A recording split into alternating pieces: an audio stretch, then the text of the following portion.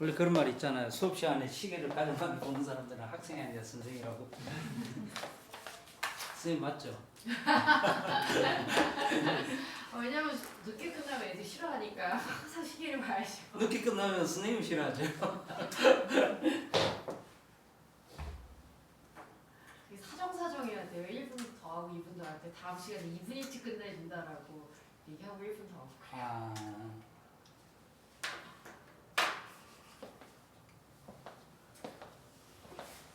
잘 돌아가나요 지금? 네.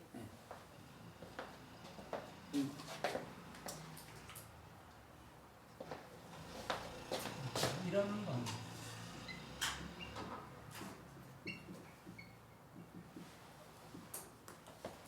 이런 연립 방정식, 방정식이 2개 이상 있는 것을 연립 방정식이라고 합니다.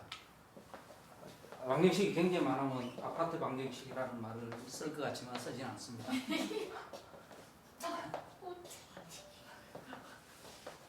이런 식의 농담을 좋아하시는 학생님은. 네. 자, 여기서 이런 연립 방정식을 풀기 위해서 만들어진 수학이 있습니다. 그걸 행렬이라고 해요. 그렇다고 해서 행렬에 대해서는 더 이상 안 나가고 행렬은 몇 달 뒤에 여러분들 배우시게 됩니다. 어쨌든 저런 연립 방정식을 풀기 위해서 탄생한 수학이 행렬입니다. 좀 덤으로 더 이야기하자면 행렬은 동양과 서양에서 동시에 발전했습니다. 독립적으로. 거의 동시대. 근데 동양은 다른 곳이 아니라 일본입니다. 일본에서 완전히 독자적으로 발전했어요. 근데 발전하다가 그냥 사라졌어요, 그 전통이. 근데 일본에서 행렬의 그 수학을 발전시킨 사람은 한 사람입니다. 그것도 엄청난 거죠. 단 한 사람의 수학자에 의해서 행렬의 이론이 발전했어요.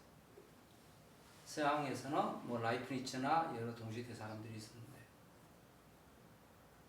자, 이 행렬 연립 방정식을 풀기 위해서 뭘 보느냐면 첫 번째 식을 우리가 이렇게 변동을 할 수 있습니다. y는 마이너스 x 더하기 2.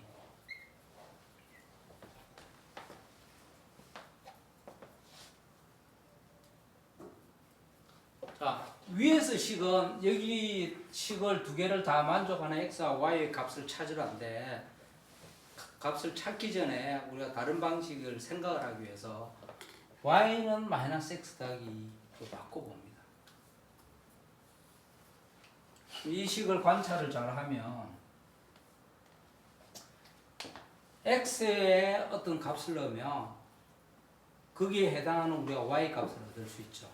가령 1을 넣으면 y는 1이 되고 x가 2를 넣으면 y는 0이 되고, 그죠?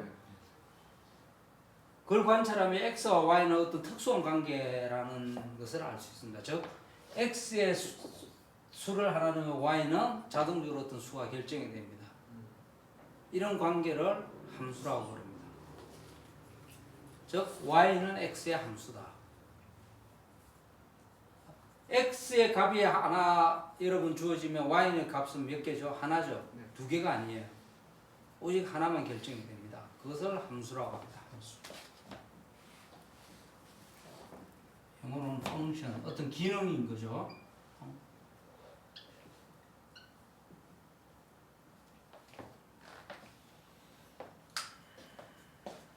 영화 친구에 보면, 영화를 보시는 분들은 모르겠지만 그 영화에서 아주 사실적인 장면이 하나 나오는데, 말죽거리 잔혹사도 거의 비슷한 장면이 있는데, 영어 교사가 영어 책 읽는 장면 혹시 기억나죠? 굉장히 사실적으로 발언을 해요. 한국적으로. 네, 영화 친구에서는 심지어 부산 사투리로 영어를 읽습니다. 우리 제 대학 때 담당 그 과목 교수님 한 분은 대구 분이셨는데 대구 사투리로 영어를 씁니다. 그래서 이걸 펑크션이라고 불렀어요. 펑크션. 일본식도 아닙니다. 이분은 미국의 저기 유학을 갔다 오고 여기서 학위를 받으셨는데도 저하고 같은 학교를 나오셨는데 펑크션이라서 학생들이 첫 시간부터 저희 무슨 말을 하나 당황한 적이 있습니다. 펑션. 기능이죠, 기능. 그래서 그 걸그룹 이름도 있었는데 요즘 있나 모르겠습니다. FX라는 그룹이 있었죠, 그죠? 그래서 이 쓰는 게 이게 펑션에서 나온 거예요. F의 함수라는 말이에요. X의 함수, X의 함수, Y는 X의 함수. 저 X의 값이 정해질 때마다 Y의 하나 값이 정해진다는 말이에요.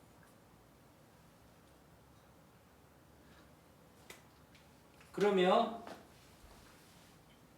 X의 값 하나 정했고 Y의 값을 하나 정하면 우리가 그것을 순서상으로 이렇게 표시를 할 수 있습니다. 값을 구체적으로 써서, 그죠? 그럼 저렇게 순서상이 정해지면 우리가 뭘 할 수 있느냐? 순서상이라는 좌표가 정해졌으니까 우리가 좌표 평면에 저것을 찍어 넣을 수가 있어요. 데카르트가 한 작업이 그겁니다. 파리가 지나간 자리를 우리가 찍어 넣을 수가 있습니다.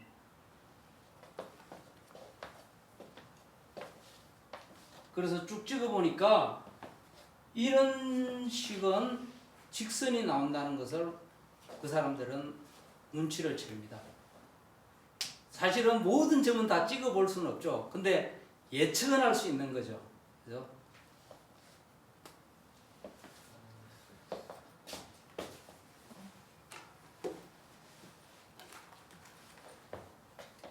이런 좌표 평면에 식이 된다는 것을 압니다. 자, 일종의 아직 결정이 안 된 방정식이 그래프로 나오는 거예요. 기하로 변화된 겁니다. 물론 이 질문을 할 수 있겠죠. 이 1차식이 왜 직선이냐?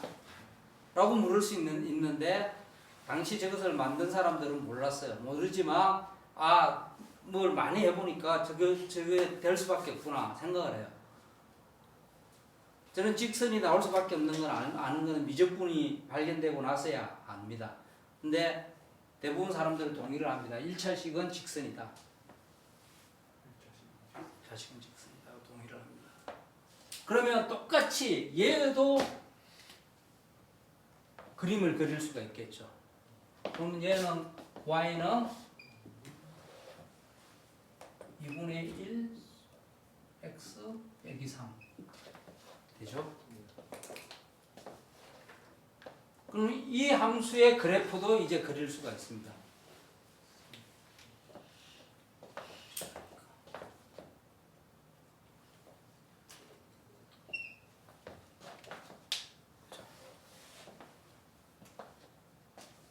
그러면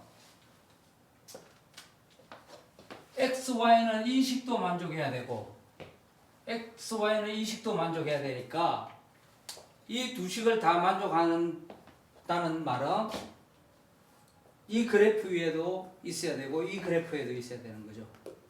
아주 박쥐 같은 놈이죠, 그죠? 까맣기도 하고 빨갛기도 해야 돼요. 그럼 그 점은 어디죠?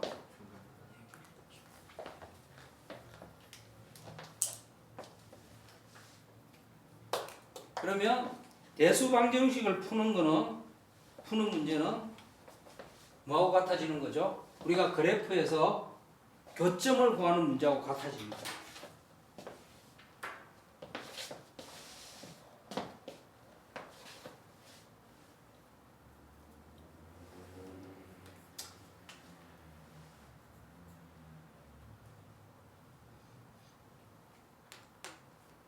자, 그러면 1차식은 그래프가 선에 해당된다. 직선. 이것을 영어책으로 보시면 여러분들은 1차를 그래서 1차식을 리니어 라고 이야기를 하기도 합니다. 그래프가 선의 모양을 갖고 있기 때문에.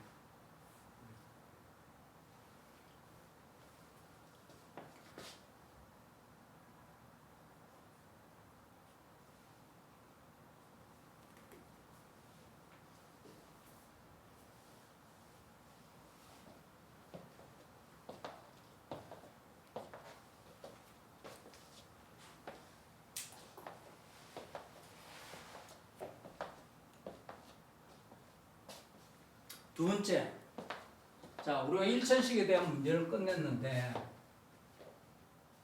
당시 사람들은 그럼 2차식은 뭔가를 생각을 하게 됩니다.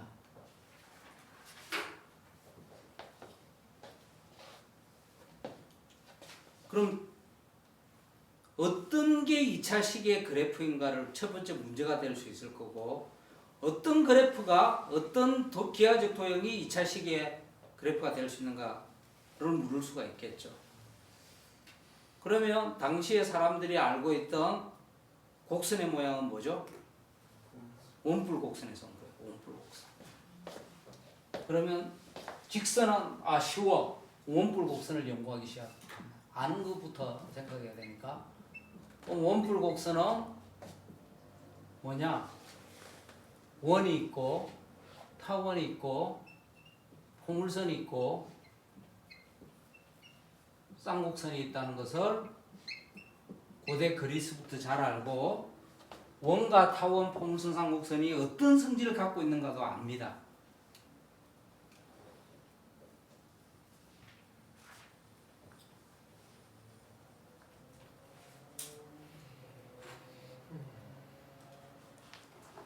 그러면 이것들이 어떤 방정식으로 표시되는가를 사람들이 다 찾아냅니다. 어떻게? 얘들이 가진 성질들을 이용해서 다 찾아냅니다. 다 찾아내니까 얘들은 뭐다? 2차식이라는 것을 압니다. 그래서 이전에는 원뿔곡선이라고 불렀는데 대수적 방정식을 알아내고 나서는 2차 곡선이라고 부릅니다. 자, 이 2차 곡선을 언제 배우죠? 고등학교 때 배웁니다. 굉장히 열심히 배웁니다. 그죠? 직선의 모양이 이렇게 생긴 것이다 라고 하는 것을 증명하려면 뭘 배워야 된댔죠? 방금 말씀드린 미적분을 배워야 된댔죠. 특히 미분을 배워야 알 수 있는 겁니다. 여기서도 얘들이 어떤 특정한 모양임을 알게 되려면 미적분을 배워야 되는 겁니다.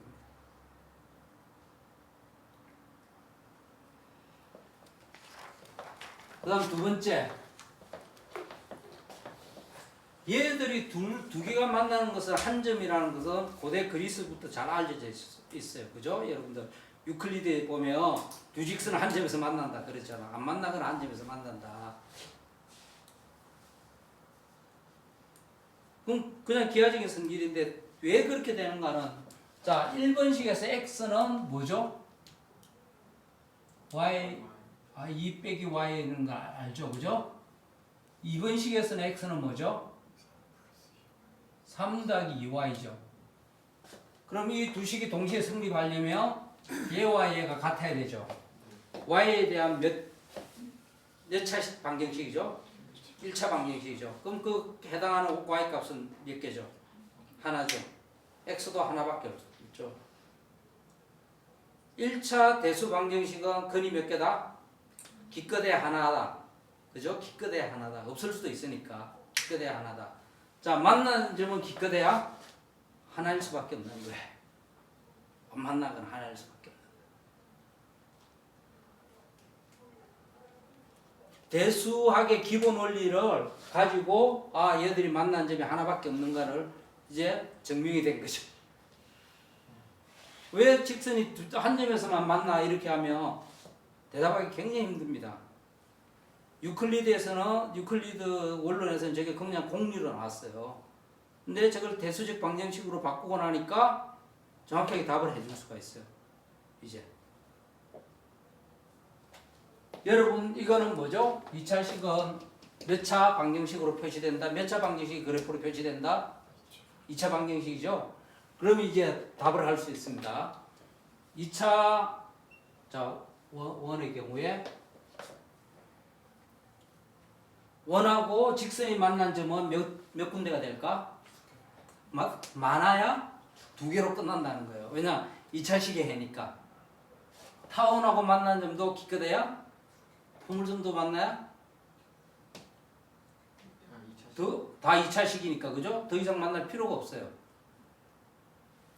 그러면 2차 곡선이 서로 만나는 점은 몇 개다? 역시 2차죠. 그럼 두 점밖에 없는 거예요. 이제는 기껏해야 겹치는 경우 빼고. 이거는 아까 말한 그 대수학의 기본 정리를 안다고 가정하고. 그렇죠. 예, 예, 예.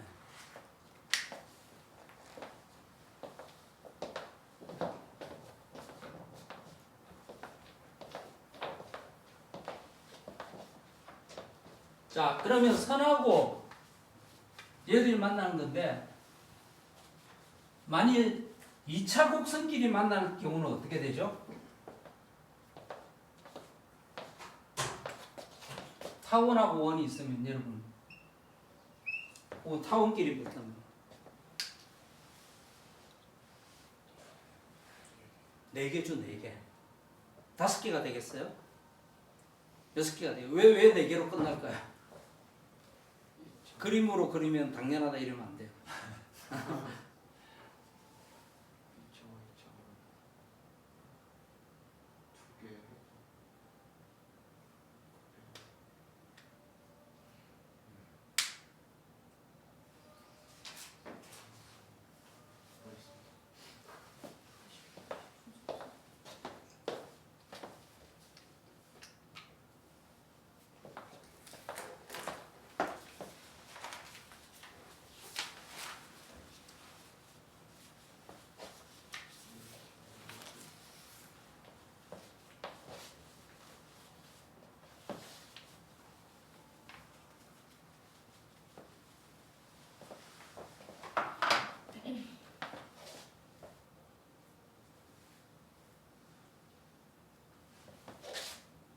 원의 방정식은 이렇게 표시됩니다. 혹은 원의 자치라고 그래요. 원의 자치. 이 방정식의 자치는 원이다. 타원은 혹은 포물선은 y는 ax 이렇게 표시가 됩니다. 그러면 이 원하고 포물선의 경우에 보세요. 이걸 여기에 대입시켜 보세요. 총 차수는 몇 차식이 되죠? 4차가 되죠. 4차식의 근은 몇 개죠? 4개. 그래서 두 2차식이 만나는 점은 4개가 되는 겁니다.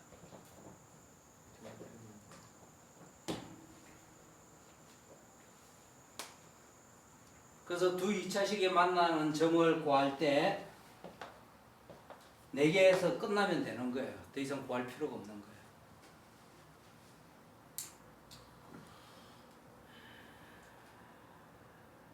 1차식과 1차식이 만나는 건 한 점, 1차식과 2차식이 만나는 건 2개, 2차식과 2차식이 만나는 점은 4개에서 끝나면 되는 거예요.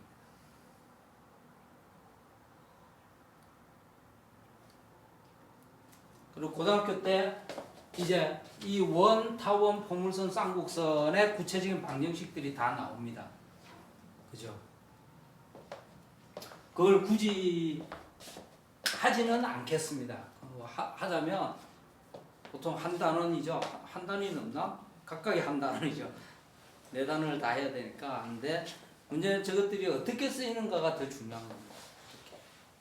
그 어떤 성질들을 고대 그리스 사람들은 발견했고 하나하나 봅시다. 그러면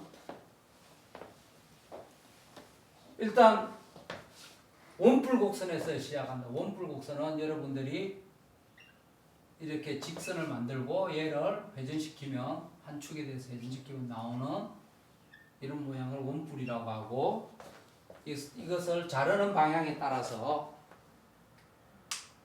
나오는 단면의 선을 원뿔곡선이라고 그랬죠. 그럼 평행하게 자르면 이렇게 되고 이것을 원인데 원은 어떤 성질을 가지고 있는가 하면 한 점에서부터 거리가 다 같은 거죠. 그죠? 자, 원의 성질은 그겁니다. 그리고 타원의 성질은 뭘까요? 그거는 거리가? 그건 뭐 굉장히 구불구불하겠네요. 그러면 자, 타원은 두 점에서 찍고 두 점에서 거리의 합이 일정한 거예요. 두 점에서의 거리의 합이 일정한 거. 그건 어떻게 그리느냐면, 자, 여기 이 거리와 이 거리의 합이 일정한 거예요. 자, 저건 그리기 쉽습니다. 실을 가지고 실의 한쪽 끝을 다른 쪽 끝을 고정한 후에 이걸 팽팽하게 당겨서 쭉 따라서 돌리면 거리의 합이 일정하겠죠. 그게 타원입니다. 그럼 타원은 그 고대 기하학에서 벗어난 도형인가요? 아니 고대 기하학 사람들은 다 알고 있었다는 거죠. 근데 저거는 자와 컴퍼스만으로는 못 그리잖아요. 자 컴퍼스만으로 그리는 방법을 다 알고 있었어요, 저 사람들. 네. 그리고 이런 원뿔에서 비스듬하게 그리면 자르면 이렇게 나온다는 것을 다 알고 있었습니다.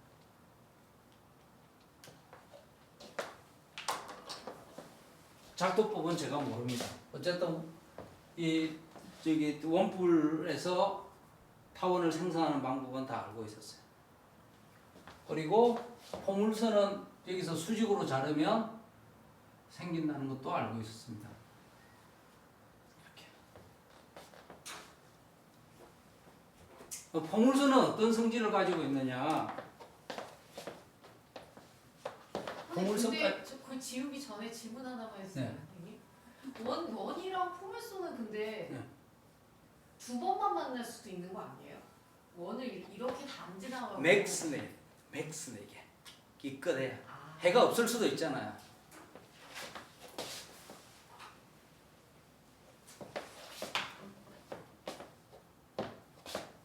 포물선은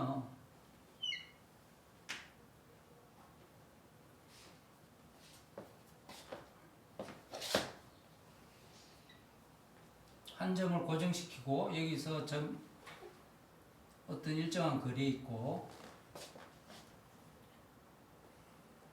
이 직선과 거리를 이라고 하면 이 중간은 D겠죠. 이 직선과 이 점 간의 거리가 똑같은 점들의 집합이에요. 일단 이 점은 여기 가운데 점은 여기 F라고 합시다. L이라고 하고 이 직선과 이 점으로부터 거리가 같죠. 그죠? 이게 간단하게 보이죠. 그 다음부터는 간단하지가 않은데 이렇게 그리면 여기서부터 거리하고 여기서부터 거리가 같아요. 이런 포물선은 이런 성질을 갖고 있다는 것을 옛날 사람들은 다 알고 있었어요. 좌표가 없으면 어떻게 알아? 그러니까 엄청난 거죠. 공부도 굉장히 많이 해야 알 수 있는 거고. 저걸 순전히 작도로만 알아낸 거예요. 이 사람들은 연구를 하면서. 아폴로니우스라는 사람의 책에 보면 다 나와 있습니다. 그래서 좌표를 쓰고 난 뒤에 수학자들은 옛날 문헌을 다 뒤져서 다시 씁니다. 저것을 좌표로 옮겨요. 그리고 어떤 성질을 만족하는 거 다 기록을 하고 연구를 합니다. 그래서 고등학교 때는 더 이상 좌표를 쓰지 않은 기하학을 배우지가 않아요. 왜냐하면 그걸 공부하기엔 너무 평생을 바쳐야 돼요. 근데 좌표를 쓰면서부터 굉장히 쉬워지는 겁니다. 그 포물선에 이런 성질이 있다는 것을 압니다. 타원은 저런 성질이 있다는 것을 알아요. 근데 포물선은 더 유명한 성질을 갖고 있습니다.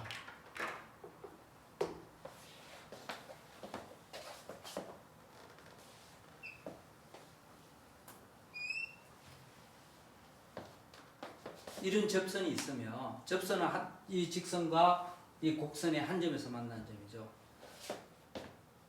여기서 이 축하고 평행한 선이 있으면 이 각과 이 각이 같습니다.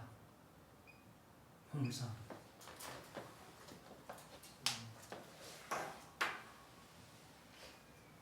그 말은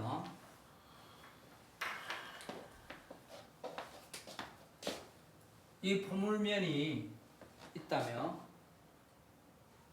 여기서 돌이 직선으로 쭉 날아오면 여기서 맞고 입사각과 반사각은 같다는 이야기를 들어본 적이 있죠. 여기서 맞고 반사돼서 여기에 부딪힙니다. 돌멩이가 아니라 얘가 거울이라고 생각하며 빛이 일직선으로 이렇게 날아오며 여기서 반사돼서 이 점이 모입니다. 그죠? 입사각과 반사가 있기 때문에 그래서 이 점을 뭐라 부르냐? 초점이라고 합니다. 그래서 F라는 말을 써요. 그러면 똑같이 타원이 뭔가 하면 타원에서도 접선을 그으며 얘와 얘의 각이 같습니다. 그러면 이 점에서 빛이 나가서 여기를 때리며 반사돼서 여기로 들어갑니다. 거꾸로 여기서 빛을 이 포물면에 때리며 타원의 면에 때리며 반사돼서 이 점으로 가요. 그럼 똑같이 이 두 점을 초점이라고 합니다.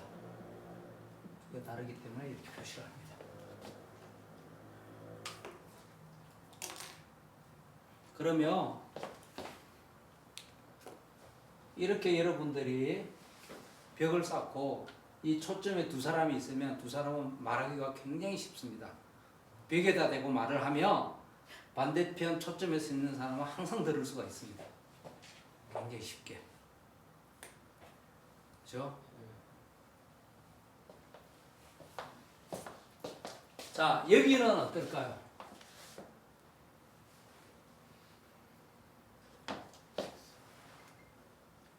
거꾸로 여기서 들어오는 소리는 여기 다 모여요. 그죠? 내가 여기 앉아 있으면 밖에서 들어오는 소리를 굉장히 잘 들을 수가 있습니다. 그죠? 만약 빛이 들어오면 일로 다 모이기 때문에 밖에서 들어오는 빛을 여기 다 모을 수가 있습니다. 그러면 아주 멀리 있는 천체에서 빛은 내가 갖고 여기 있는 점까지는 빛이 항상 평형으로 들어올 수 있다고 가정을 할 수 있습니다. 그건 이해돼요? 자, 우리가 가까운 데 있으면 태양이 이래 있고 내가 여기 가까운 데 있으면 여기는 태양의 빛이 평행하게 들어온다고 볼 수 없죠. 이렇게 들어오겠죠. 근데 얘가 멀리 가면 멀리 갈수록 빛은 평행하게 들어온다고 볼 수 있죠. 점점 아주 먼데. 그러면 아주 먼 데에서 오는 빛은 다 이쪽으로 평행하게 올 수가 있다고 볼 수 있죠. 아주 먼 데에서 오는 빛은 저 멀리서 오는 항성에서 오는 빛은 여기서 다 모을 수 있으니까 얘를 망원경으로 쓸 수 있습니다. 공호니까. 그죠? 보통의 빛을 모으는 것은 렌즈죠, 렌즈. 자, 그러면 렌즈는 여기서 들어오는 빛을 꺾어서 이렇게 만듭니다. 그럼 얘를 확대를 하면 멀리서 들어오는 것을 우리가 확대해서 볼 수 있는 거죠. 얘만 확대하면 되니까. 근데 이 렌즈의 문제는 뭔가 하면 이 빛이 이렇게 고르게 들어오려면 이 렌즈 안에 물질들이 완벽하게 고와야 됩니다. 투명해야 됩니다. 그죠? 이런 물질들을 만들기 힘들겠죠. 크면 클수록 더 만들기 힘들겠죠. 얘는 뭐만 하면 되죠? 여기만 코팅만 잘하면 되죠. 포물면을 만들어서. 그러면 망원경을 만들면 얘가 만들기 쉽겠어요? 얘가 만들기 쉽겠어요? 얘가 만들기 쉽겠죠. 이건 굉장히 하이테크예요. 그죠? 일단 물질을 좋은 걸 만들어야 되고 얘는 표면에 코팅만 잘하면 됩니다. 거울만 잘 만들면 됩니다.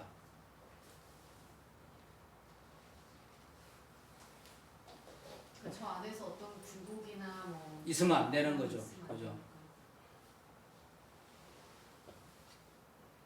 그래서 이 기하학을 처음으로 발견한 사람이 뉴턴인데 이걸 바탕으로 만든 망원경이 뉴턴식 망원경입니다. 뉴턴식 망원경은 아직도 남아있어요. 그래서 현재 모든 거대 망원경은 이런 포물면으로 만듭니다. 크게 만들어서 코팅만 하면 되는 겁니다. 뒤에 재질은 상관없어요. 뒤에 재질은 그냥 단단한 것으로만 만들면 돼요.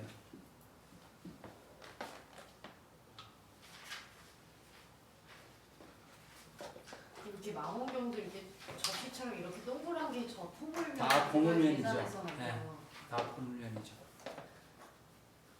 되게 막 1mm라도 오차가 있으면 안 되겠네요. 그러니까 저 포물선에 그거를 정확하게 구현한. 그렇죠. 예, 그런 구현은 어렵지가 않습니다. 코팅하는 것도 어렵지가 않습니다. 너 어떻게 하나 이런 물어볼 수 있죠. 전 16살 때 직접 만들어 봤습니다. 6인치 반사망원경. 근데 되게 큰 망원경 만들기 되게 힘들다 그러지 않나요? 휘니까 무게가 있으니까. 이게 예. 그 포물선 자체를 만드는 게 어려운 게 아니라 그 무게가. 왜냐면 이게 아무리 만들어도 온도 변화가 있으면 약간씩이라도 틀리니까 힘들죠. 그리고 크게 하면 크게 할수록 이 포물면에 그 유리를 코팅하는 게 힘들거든요.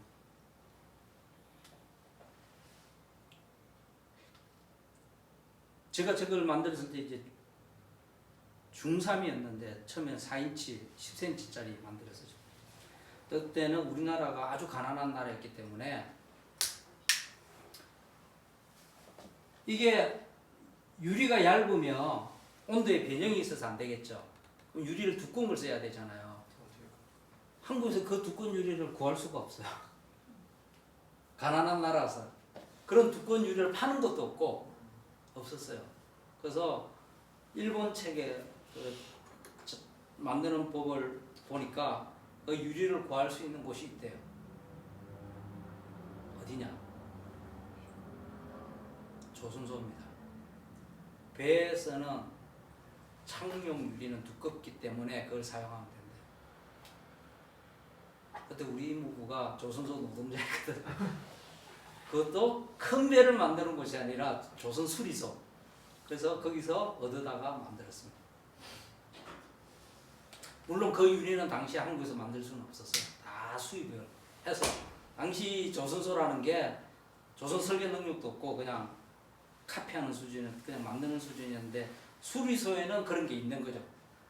그 유리를 이렇게 깎을 어떻게 수가 있나요? 어떻게 깎느냐고요? 일단 이게 되는 틀을 만듭니다. 이런 틀을 만들고 여기에 우리가 말하는 빼바라는 거 있죠. 빼바를 붙여서 갑니다. 처음에 그냥 이런 유리를. 그 다음에 이걸 드러내고 여기에 다른 연마제를 붙입니다. 마지막 연마제는 치약입니다. 치약. 치약이 연마제인 건 아시죠? 치약이 이를 닦을 때 이를 깎아내잖아요. 그 연마제를 써서 요즘 자동차 연마제 있잖아요. 닦아내는. 그거하고 똑같은 걸 써서 깎아냅니다.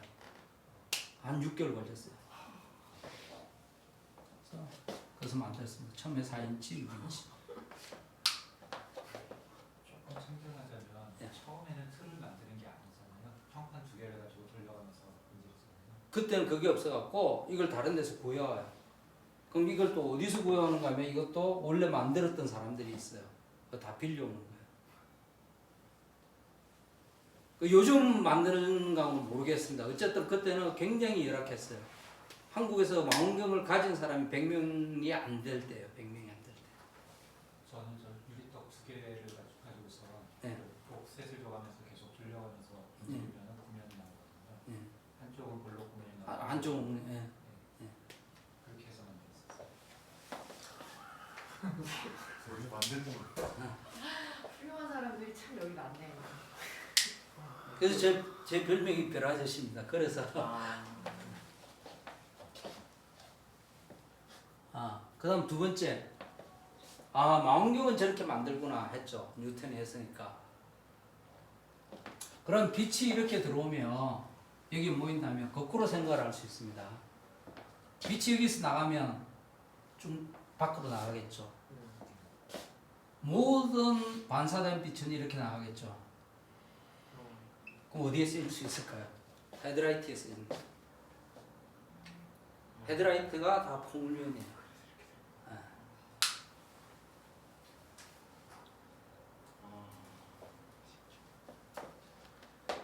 그래서 옛날에 원형 극장이라는 것들 다 이런 식으로 만든 겁니다.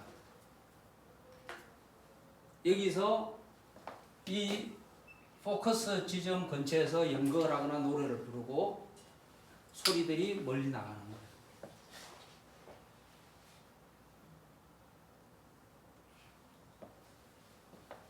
그 고대 원형극장 만드는 사람들은 저거 생각해서 한 건 아니겠죠? 그냥 이게 소리가 잘 퍼지니까 그렇게 한 거겠죠. 안 만나봐서 모르겠네.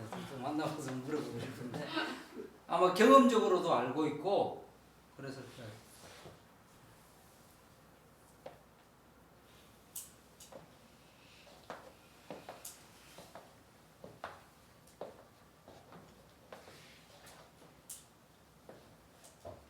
그다음 만유인력의 법칙에 의하면 F는 G 곱하기 뭐죠? M1, M2, R제곱 이런 힘을 가지고 있죠.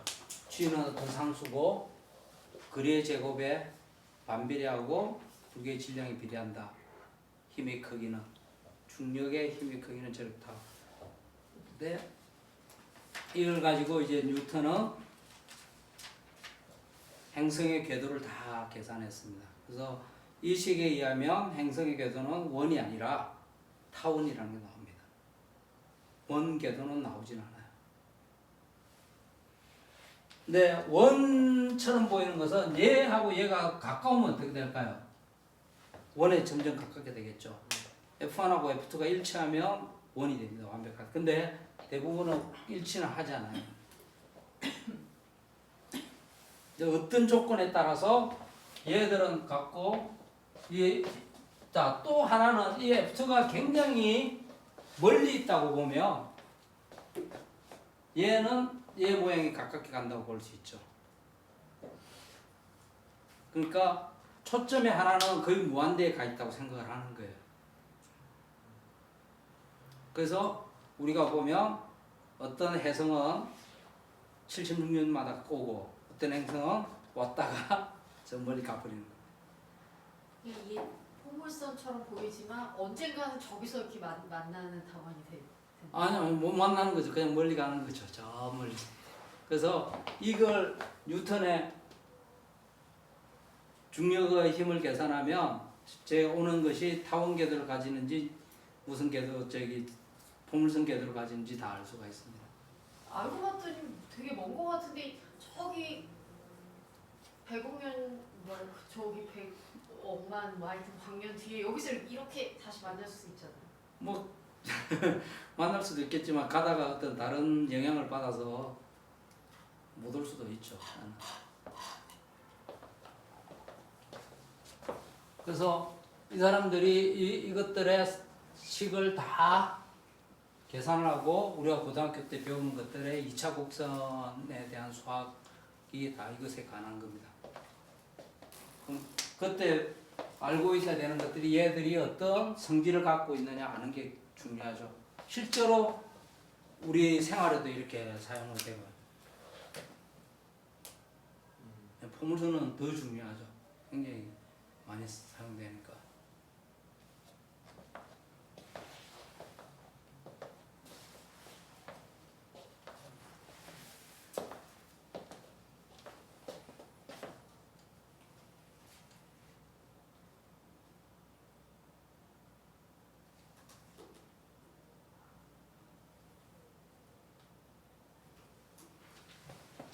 그러면 옛날에는 이것을 작동하면서 만나는 점을 구했는데 얘들을 식으로 바꾸면 계산에 의해서 다 구할 수가 이제 구체적인 점을 구할 수가 있죠.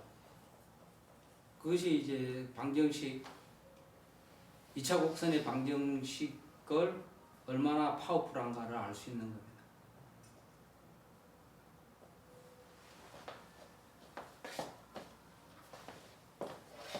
그럼 여기까지 했는데 중요한 사실 하나를 빼먹고 넘어간 건 아니고 제가 슬쩍 지나간 부분이 있습니다. 그게 뭐냐? 좌표는 유일한가? 라고 물을 수가 있습니다. 그죠?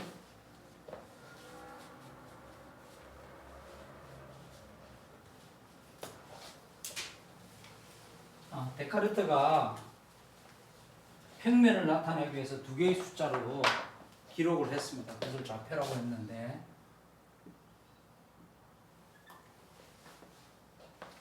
이 점을 부르는 방법이죠. 좌표라는 것은 너 어디 있느니 혹은 점 너의 이름은 무엇이냐 너의 이름은 키미노 아.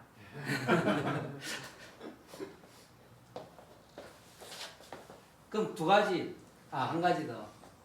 이 부르는 이름 뭐 방법이 한 가지일까? 유일할까 물을 수 있습니다. 수학은 항상 있으면 존재를 묻고 유일성을 묻습니다. 존재성을 묻고 유일성을 묻습니다.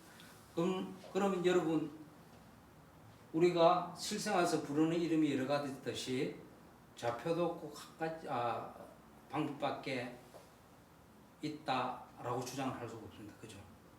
여러 개 있을 수 있습니다. 그래서 데카르트가 처음에 말했던 이 좌표계를 직교 좌표계라고 합니다. 직교 좌표계.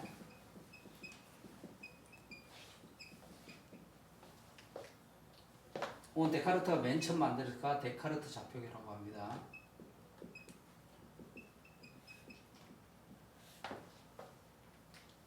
혹은 교양과학서를 많이 읽으신 분은 이게 카테시안 좌표계라는 말도 들어봤을 거예요.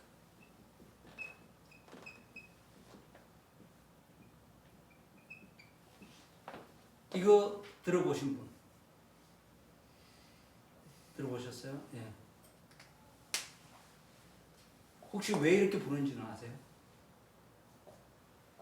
추측인데요. 예. 데카르트 이름의 앞에 제가 예.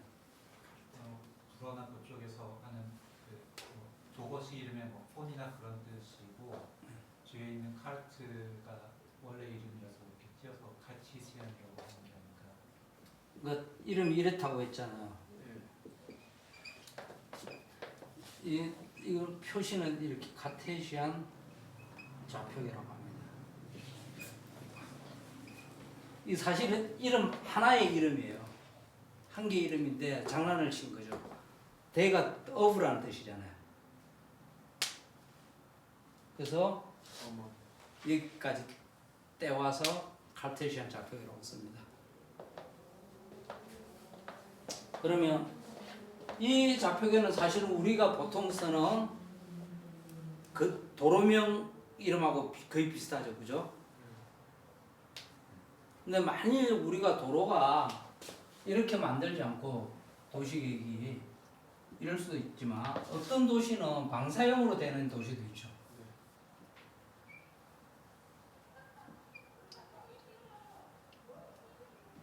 자, 도시계획이 방사형으로 되어 있으면 여기 주소를 이런 식으로 주소를 만들기는 굉장히 힘들죠.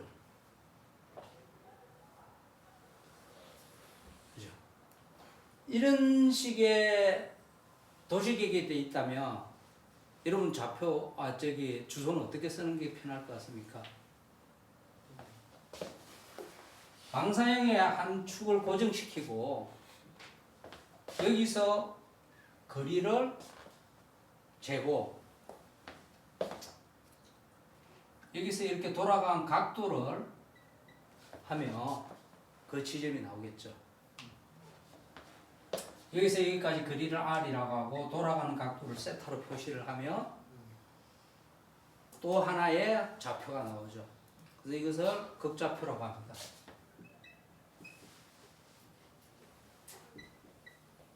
극좌파가 아니라 극좌표. 왜 이런 이름이 붙으냐? 여기 가운데 점을 극으로 보는 거예요. 포.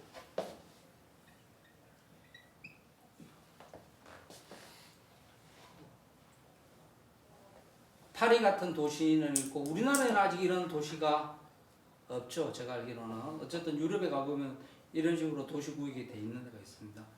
그래서 좌표를 내가 땅의 구역을 어떻게 짓느냐에 따라서 구역을 어떻게 정리하는가에 따라서 다른 좌표를 쓸 수가 있습니다. 이렇게 쓰는 것을 극좌표, 폴라 코디네이트라고 합니다.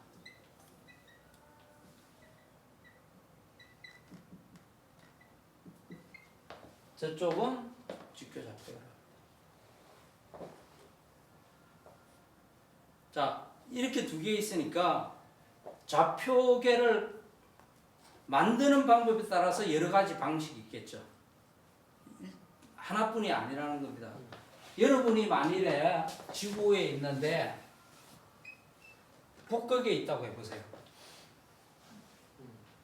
북극에서 땅을 사들여서 이만큼 갖고 있다면 여기서 좌표계는 어떻게 만드는 게 좋겠어요? 극좌표계를 쓰는 게 훨씬 편하겠죠. 주소를 만드는데. 근데 실제로 네. 우리가 지구상에서는 위도 경도를 쓰잖아요. 네. 그거는 직교 얘가 이렇게 펼쳤다고 아니죠. 생각을 하고 아니죠. 그게 극좌표계 일종인 겁니다. 위도경도 3차원의 극적표기. 2차원이죠. 껍데기만 된 거예요. 그걸 그게 펼쳐- 일종의 아니 펼치가 아니라 위에서 본 거죠. 그거는 여기서 보면 여기 그리니지를 기준으로 해서 그죠? 이렇게 얼마 갔느냐 경도를 재고 그다음 위도를 재는 거잖아요. 꼭 이 포를 북극에만 기준으로 할 필요는 없는 거잖아요. 영국 애들이 가장 먼저 만들었으니까 이 그리니치를 중심으로 해서 극좌표를 만든 거죠. 그래서 말씀하신 대로 위도 경도가 극좌표의 일종입니다. 근데 이것을 펼쳐 놓으면 우리가 지도에서 말하는 아틀라스처럼 이렇게 나오는 거죠. 그죠? 메르카토르 방식이라나 이걸. 그러면 여기서는 주소가 다르게 나오겠죠. 극좌표하고. 그래서 이 좌표가 서로 다르기 때문에 이 좌표로 서로 좌표를 바꿔주는 방식을 좌표 변환이라고 합니다.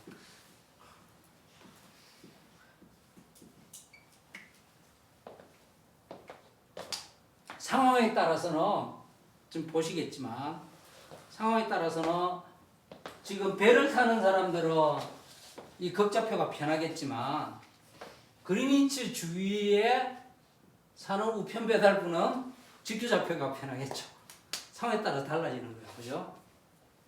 하지만 여기 있는 배달부가 아니라 여기 근처에 있는 어떤 사람이 정확히 지도를 만든다면 이 사람도 극좌표를 썼겠죠.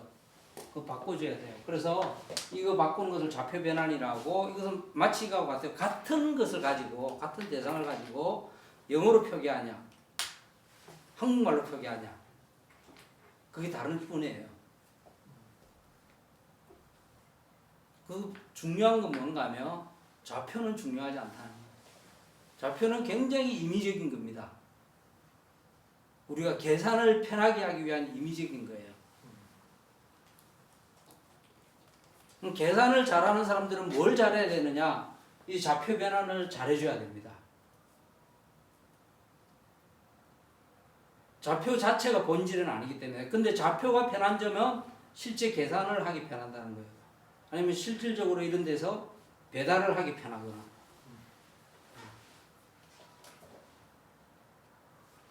물론 이 좌표 변환을 하는 방법은 또 이 시간에 다루진 않겠습니다. 저걸 잘 하면 여러분들이 일반 상대론을 접근할 수 있습니다. 좌표 변환을 잘.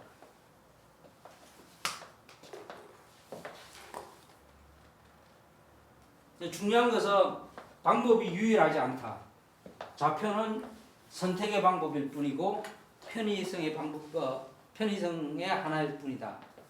라는 생각이 중요합니다.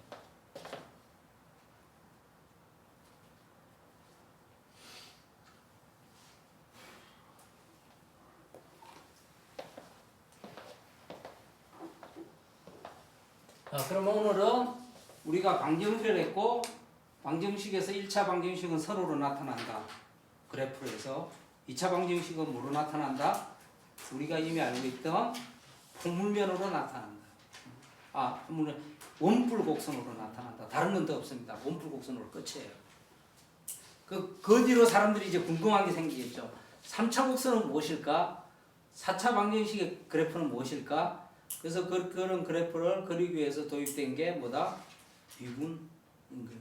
미분을 알면 3차 곡선이 어떻게 생겼는지 4차 곡선이 어떻게 생겼는지 심지어 N차 곡선이 어떻게 생겼는지 알 수 있습니다. 재밌죠? 2차 곡선은 예. 3차원상의 원뿔을 어떤 평면으로 자르느냐에 따라서 나타나는 거잖아요. 그러면은 마찬가지로 3차 곡선을 나타낼 수 있는 3차원상의 내지는 4차원상의 도형이 있나요? 없습니다. 일반적인 건 없습니다. 이미 원뿔 곡선은 고대 그리스부터 잘 알려져 있으니까 사람들이 좌표계를 보고 방정식을 보고 연구를 시작한 거죠. 그럼 과연 얘들의 정체는 뭐냐? 방정식으로 볼 때 얘들은 2차 방정식하고 관계 있네. 이걸 한 거죠. 지금 질문하신 부분은 다음 시간에 할 겁니다. 오늘은 여기서 마치도록 하겠습니다.